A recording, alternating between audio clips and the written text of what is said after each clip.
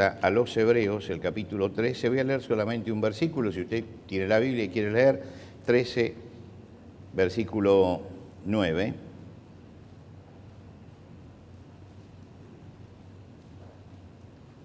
Dice así: no os dejéis llevar de doctrinas diversas y extrañas, porque buena cosa es afirmar el corazón con la gracia, no con viandas que nunca aprovecharon a los que se han ocupado de ellas.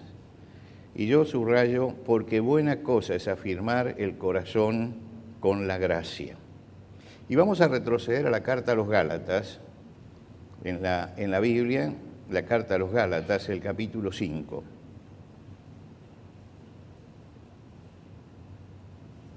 Capítulo 5 de la carta a los Gálatas, en el versículo primero dice así: estad pues firmes en la libertad con que Cristo nos hizo libres, y no estéis otra vez sujetos al yugo de esclavitud. Y aquí yo, Pablo, os digo que si os circuncidáis, de nada os aprovechará Cristo. Y otra vez testifico a todo hombre que se circuncida que está obligado a guardar toda la ley. De Cristo os desligasteis, lo que por la ley os justificáis. De la gracia habéis caído. Pues nosotros por el Espíritu aguardamos por fe la esperanza de la justicia, porque en Cristo Jesús ni la circuncisión vale algo, ni la incircuncisión, sino la fe que obra por el amor. Hasta aquí nada más en la lectura de la palabra de Dios. En el Antiguo Testamento hay una historia singular, muy interesante. Está en el libro de los Reyes, en el capítulo 5. Es la historia de un general sirio que se llamaba Naamán. Naamán era uno de los grandes generales de Siria en ese momento, y tenía todas las virtudes del militar, pero era leproso. Y esto significaba toda una carga sobre la vida de él y una preocupación. Entre las chicas que tenía cautivas de las correrías que hacían los sirios sobre los países, o sobre las naciones diferentes, los pueblos diferentes, había una chica que conocía al profeta Eliseo, y que sabía que el profeta Eliseo, que estaba en Israel, tenía poder como para librarlo de la lepra. Y lo compartió con él. Y le dijo que fuera a visitar al profeta Eliseo. Entonces él fue con una carta directamente para el rey, diciendo de su rey al rey de Israel en ese momento. Y la carta decía: te mando, rey, a este general para que lo cures de la lepra. El rey se agarró la cabeza porque dijo: yo no curo de la lepra a nadie, pero se acordó del profeta y entonces lo mandó al profeta. Y cuando llega, ustedes imagínense que este hombre viaja con todo su séquito, con toda su gente, con todos ahí detrás. Cuando llega y detiene el carro frente a la casa del profeta, ya el profeta sabe cuál es el pedido que tiene, y sale un sirviente del profeta y le dice: mira, el profeta dice que te zambullas 7 veces en el Jordán y vas a salir limpio. Y este hombre se enoja. Y se enoja porque dice: pero yo creí que iba a salir el profeta. Es decir, se salió del protocolo el profeta en ese momento al mandar al siervo. Y entonces, furioso, dice: y además me manda a bañar en el río Jordán 7 veces, nosotros tenemos ríos mucho más importantes que el río Jordán, y los menciona, el Habana y el Farfar son ríos mucho más importantes que el Jordán. Y da vuelta al carro para irse, y tiene un siervo inteligente que le dice: escúcheme, si el profeta le hubiera pedido una cosa bien grave, ¿usted la haría? Sí, dice: bueno, le pidió algo sencillo, zambúllase 7 veces en el Jordán. Este hombre reflexionó, se zambulló y salió limpio. Cuando sale limpio, se va a la casa del profeta. ¿Por qué? Porque quiere pagar. Quiere pagar. Quiere en alguna forma recompensar al profeta por lo que ha hecho. En alguna forma quiere pagar todo esto. No entiende lo que es la gracia de Dios. El tema que hemos venido tratando en estos domingos. La gracia de Dios es que Dios da la bendición gratuitamente. Es que no necesitamos pagarla, que Cristo trae la bendición para nuestra vida, y esa bendición a los hombres es gratis. no tenemos que pagarla porque Él pagó por nosotros en la cruz. El precio del pecado del hombre fue pagado en la cruz. ¿Qué es lo que vamos a celebrar en Navidad? Lo que vamos a celebrar es la gracia de Dios. Que Dios en su gracia se acercó a nosotros, se hizo hombre, vino en Belén, vivió nuestra vida, sufrió nuestras tribulaciones, vivió nuestra muerte, experimentó nuestra muerte y resucitó. Pero su muerte expiatoria fue para que nosotros tuviéramos el perdón de nuestros pecados. Esto costó mucho hacerlo entender a los cristianos del primer siglo y a veces cuesta hacerlo entender hasta en este tiempo también. Que la obra que hizo Jesucristo, que empezó en Belén, culminó en el Calvario y se resuelve en la resurrección. Nunca hay que olvidarse que la Navidad y la Pascua están relacionadas y que una nos lleva a la otra. Que todo eso que Él hizo, lo hizo por amor a nosotros y lo hizo por su gracia. En el Evangelio de Juan, el Señor Jesucristo tipifica lo que Él vino a hacer por nosotros y dice, porque de tal manera amó Dios al mundo que ha dado a su Hijo unigénito, su único Hijo, para que todo aquel que en Él cree no se pierda, mas tenga vida eterna. Lo mueve el amor de Dios, entregar al Hijo y darnos un camino de fe para que depositemos nuestra fe en Él y recibamos la salvación por la gracia de Dios y con ella la esperanza. El apóstol Pablo escribe en la carta a los Efesios y dice, porque por gracia sois salvos por medio de la fe, y esto no es de vosotros, es un don que Dios nos ha dado. Por supuesto que los cristianos hacemos buenas obras, y tenemos que hacer buenas obras, pero no lo hacemos para pagar nuestra salvación, lo hacemos como agradecimiento a Dios por lo que Dios ha hecho por nosotros. El precio lo pagó Jesucristo. Ahora, esto era muy difícil de entender a muchos que venían del paganismo y a otros que venían del judaísmo. Y si ustedes leen el Evangelio, en el libro de los Hechos ya dicen, perseveren en la gracia de Dios. Y usted dice, ¿cómo es esto de perseverar en la gracia de Dios? Dice, no reciban en vano la gracia de Dios. Dice, buena cosa es afirmar el corazón en la gracia. De la gracia, le dice a los Gálatas, se cayeron. Quiere decir que hay algo que uno tiene que sostener, que es ese mantenerse firme en la gracia de Dios. Y uno dice, ¿por qué tanta insistencia en que nos mantengamos firmes en la gracia de Dios? Porque casi siempre nosotros queremos hacer algún tipo de colaboración extra a lo que Dios hizo. La obra de Jesucristo es una obra perfecta a nuestro favor. El perdón de Jesucristo es un perdón completo. No podemos agregar nada a eso ni interferir en lo que Él ha hecho. Lo único que tenemos que hacer es tender las manos vacías y recibirlo. Pero lógicamente que el hombre dice, bueno, yo quiero pagar algo de esto. Le pasa lo de Naamán.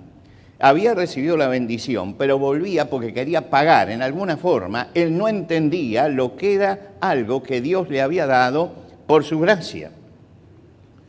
Los cristianos del principio se acercaban a Cristo, recibían el perdón de sus pecados, comenzaban a vivir el gozo y la alegría de la vida cristiana y aparecieron algunos que pensaban como Naamán. Dice, no puede ser tan sencillo esto, no puede ser tan simple, algo tenemos que hacer para ganarlo, algo tenemos que hacer. Dentro del judaísmo aparecieron algunos que decían, bueno, sí, está bien, Cristo es maravilloso, es suficiente, pero hay que circuncidarse también. Y mandaban a los creyentes a que se circuncidaran y cumplan toda la ley de Moisés. Y después entonces aparece Cristo. El apóstol Pablo escribe la carta a los Gálatas y le dice, se cayeron de la gracia, se cayeron de la gracia. Si ustedes piensan así, se cayeron de la gracia. Se cayeron de la gracia porque no han entendido que esto ha sido superado, que hay algo que ha quedado atrás. ¿No pueden entender ustedes lo que es la gracia de Dios? ¿No pueden entender que no hay que agregarle una circuncisión, que ellos la practicaron por siglos en el judaísmo? Que no hay que circuncidarse porque eso realmente aporta a la salvación de la persona. Eso sucedía en el ambiente judío. que trataban de meter cosas que apoyaran todo o que apuntalaran el sacrificio de Cristo. No creían en la toda suficiencia de Cristo. En nuestra fórmula de bautismo, hay muchas fórmulas de bautismo, pero nuestra fórmula de bautismo, la que usamos es: crees en el Señor Jesucristo como tu único y suficiente Salvador. ¿Qué quiere decir suficiente? Que me alcanza con Cristo, que Cristo cubre todo el espectro de lo que yo necesito. Cuando llegaron al paganismo tuvieron exactamente el mismo problema. En la ciudad de Colosas, los seguidores de Cibeles, la diosa de la naturaleza en ese lugar, que manejaba las cosechas, y ustedes saben que las cosechas están relacionadas con los movimientos de la luna y todo esto, y las estaciones, decían: bueno, crean en Cristo, pero guarden la luna nueva, porque ese es el tiempo de adoración, la luna nueva. Dios maneja la vida con la luna, por lo tanto hay que adorar a la luna también. Y le agregaban otra cosa. Los gnósticos, que también estaban por allí dando vueltas, decían: creen en Cristo, pero adoren a los ángeles porque son espíritus puros y tienen que invocarlos para ser salvos. Otros que creían en las religiones de misterio que venían desde Oriente, desde el profundo Oriente en ese momento, decían: crean en Cristo, pero tienen que alcanzar un grado de sabiduría y de iluminación especial para ser salvos. Todos trataban de agregarle algo a lo que Cristo había hecho. No se conformaban con que el hecho de la redención de Cristo es un hecho acabado y definitivo, y que la salvación que hay en Cristo es algo que Dios otorga, como le otorgó la limpieza de su cuerpo a Naamán, simplemente por la fe. Querían poner una carga adicional. ¿Qué pasaba? Que muchos cristianos nuevos eran perturbados, porque ellos habían puesto su fe en Jesucristo, pero venían y decían: sí, pero se tiene que circuncidar, tiene que guardar la luna nueva, tiene que hacer esto. Y entonces ellos decían: bueno, pero entonces nos está faltando algo, nos falta algo. Y otros agobiados: si no cumplimos con todos los ritos, en definitiva, no podemos llegar. Y otros prisioneros que estaban mirando el calendario a ver cuándo sale la luna nueva, porque es el tiempo de adoración. Y tanto en la carta a los Gálatas como en la carta a los Colosenses, y en muchas partes del Nuevo Testamento, y en el libro de los Hechos sobre todo,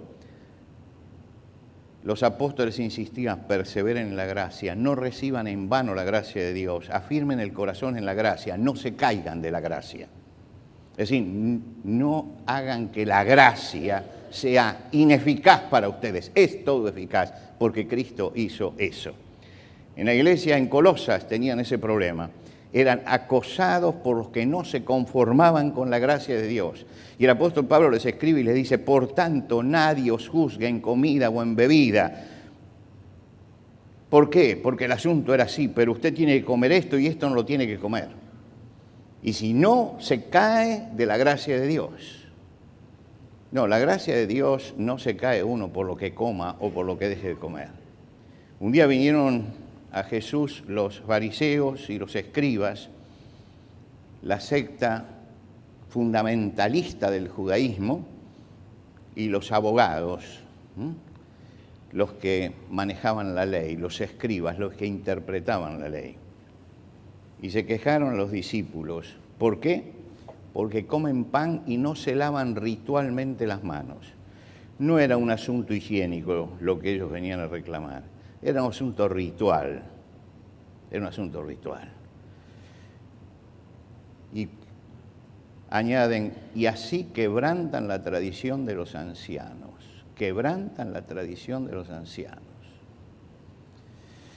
Jesús llamó al pueblo, a toda la gente, como si ignorara a estos. Les contestó, pero llamó al pueblo y les dijo: escuchen y entiendan. Lo que entra por la boca del hombre no es lo que lo hace impuro. Lo que entra por la boca del hombre no es lo que lo hace impuro. Al contrario, lo que hace impuro al hombre es lo que sale de la boca. Y nosotros sabemos que es así, que el problema no es lo que comemos e ingresamos, el problema es lo que sale de la boca. ¿Qué le está diciendo Dios a aquellos hombres de Colosas: no hagan caso de quienes creen que la gracia viene por comer ciertas cosas o por beber ciertas cosas. La gracia no viene a través de eso. Cuando Pablo le escribe a los romanos dice: porque el reino de Dios no es comida ni bebida, sino justicia, paz y gozo por el Espíritu Santo. No es comida ni bebida, no es el ritual externo. Nosotros tratamos de enfatizar el ritual externo. El problema está en el corazón del hombre, no en el rito. Y allí en Colosas también había algunos que querían instituir ritos y fechas. Y él le dice: nadie los juzgue en cuanto a los días de fiesta, de luna nueva o los días de reposo. No son los ritos. Está tratando de ponerlos en el lugar en que deben estar. El profeta Isaías, 7 siglos antes de Cristo, ya hace un llamado a su pueblo. Y en ese llamado dice: a todos los sedientos, venid a las aguas, y los que no tienen dinero, vengan y compren y coman sin dinero y sin precio. Porque Dios no le pone precio a las cosas, no le pone. La gracia de Dios viene gratuitamente a nosotros. ¿Qué es lo que celebramos en Navidad? Que Dios cortó la historia en dos y puso un niño en Belén. Y ese niño en Belén es lo que cambió el curso de la humanidad. Nosotros estamos contando nuestros años desde ese momento en que vino Cristo. Hoy la sociedad se está tratando de alejar de eso, 2000 años después, y de pasar por encima de todos los principios cristianos. Es una sociedad ignorante la nuestra, que no sabe el aporte que el cristianismo ha hecho durante 2000 años a la sociedad occidental. Y si nosotros hoy tenemos una sociedad con la dinámica que la civilización occidental tiene, es deuda que tenemos con el cristianismo. Y si hoy tenemos hospitales, tenemos sanatorios, tenemos enfermería, tenemos escuelas de cirugía, tenemos que saber que en estos 20 siglos fueron los cristianos los primeros que pusieron esto. Ahora nos levantamos contra los principios de Dios. La necedad de esta sociedad hace que nos estemos levantando con los principios de Dios. ¿Cómo vamos a celebrar la Navidad? En general, estuvimos con Celia, con mi esposa, recorriendo un lugar el otro día de venta de cosas, y yo le decía: fíjate, había Papá Noel por todos lados, renos por todos lados, arbolitos de Navidad por todos lados. No había un pesebre en medio de todo eso. Cristo no está presente. Y es verdad, yo decía, después de todo, esta sociedad es sincera. Lo ha sacado afuera Cristo.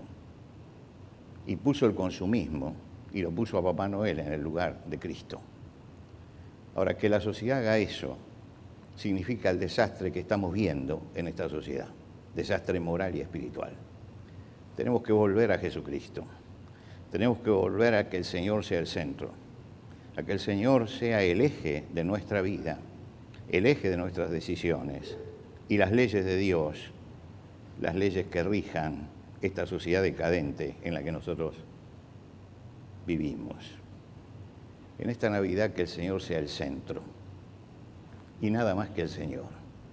Aprendamos de los primeros cristianos, que los apóstoles decían: no le añadan nada a la gracia de Dios, no pongan nada al lado de la gracia de Dios, céntrense en Jesucristo. Que el Señor sea el centro, que Él presida nuestra mesa, y la presida todos los días, no solamente en Navidad, y que Él bendiga el pan nuestro de todos los días, y que Él sea el Señor de nuestra vida, porque para eso vino. Muchas veces andamos angustiados, andamos afligidos, porque no conocemos la gracia de Dios. La gracia de Dios es la que trae paz a nuestro corazón. La gracia de Dios es la que trae esperanza. La gracia de Dios es la que trae sosiego al alma. Es la que transforma la vida de los hombres. es la que nos saca de los malos caminos para encauzar nuestra vida. La gracia de Dios es la que revierte los procesos interiores del alma humana. Y la gracia de Dios no viene porque un pastor me imponga las manos ni nada de esto. La gracia de Dios viene porque nosotros pongamos nuestra fe y nuestra confianza en Jesucristo. Y yo los invito esta mañana ya, mientras que nos acercamos a la Navidad, y los que somos cristianos empezamos a escuchar el canto de la Navidad, gloria a Dios en las alturas y en la tierra paz, buena voluntad para con los hombres. Yo los invito a que esta mañana nos acerquemos a Cristo con sinceridad, abramos nuestro corazón a Él, le digamos a Él cuáles son las cosas que nos aquejan y cuáles son las necesidades de nuestra vida, y confiemos en que la gracia de Dios va a trabajar en nosotros. Es la gracia de Dios la que tiene que alcanzarnos. Es aquello que Dios tiene que hacer en nosotros. Nos vamos a poner de pie.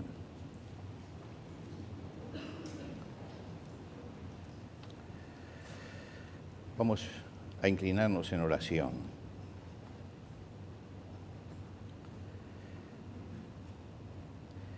Yo quisiera, antes de hacer la oración final de esta mañana, que cada uno allí donde está pueda hacer su oración a Dios. Pueda abrir su corazón a Él y pueda presentar delante de Dios sus necesidades, sus angustias, sus cargas. Y si no ha experimentado todavía la gracia salvadora de Dios, pueda decirle al Señor: Señor, limpia mi corazón, mi mente, de todo pensamiento nefasto, de todo pecado, y recíbeme como hijo tuyo, porque quiero ser un discípulo tuyo y quiero seguirte. Allí donde estamos en silencio, abramos nuestro corazón al Señor y pidámosle a Él que Él sea el que renueve nuestra vida.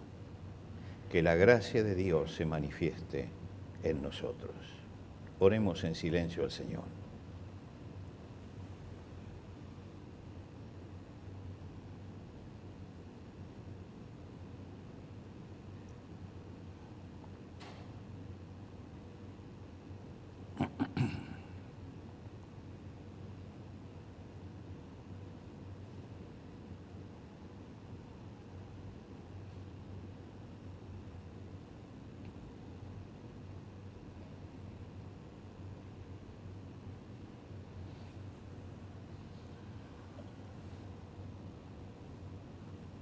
Padre, tú has escuchado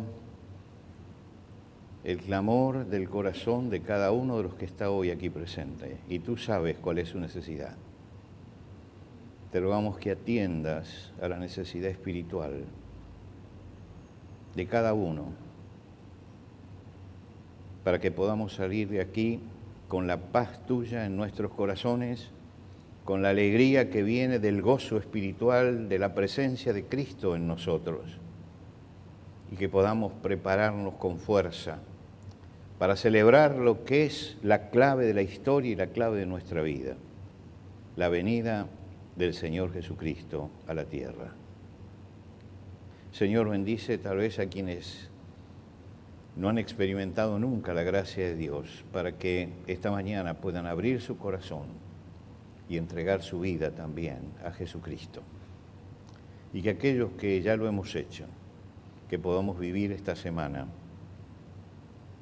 honrando el nombre de Jesucristo como verdaderos cristianos. Bendícenos, Señor, ahora en el final. Bendícenos, Señor, ahora al retirarnos a nuestras casas. Estamos en el comienzo de una nueva semana que traerá, como todas las semanas de nuestra vida, todas las opciones, todas las posibilidades. Te rogamos, Señor, que en los días duros que podamos tener, tú nos fortalezcas para que podamos atravesarlos en paz. Y que cuando tengamos gozo y alegría, podamos abrir nuestro corazón agradecido a ti, porque todo bien perfecto desciende de tus manos. Gracias, Señor, por todo lo que nos das. Gracias por esta mañana. Gracias por los hermanos que han pasado por el bautismo y te rogamos nuevamente tu bendición para ellos. Ahora, que la paz tuya, el amor tuyo y tu misericordia nos acompañe durante todos estos días y que Cristo sea real en nosotros y que podamos ser testigos fieles con nuestros actos, con nuestras acciones, de lo que es el Señor Jesucristo para nosotros. Recibe, Señor, nuestra adoración en el nombre de Cristo Jesús. Amén.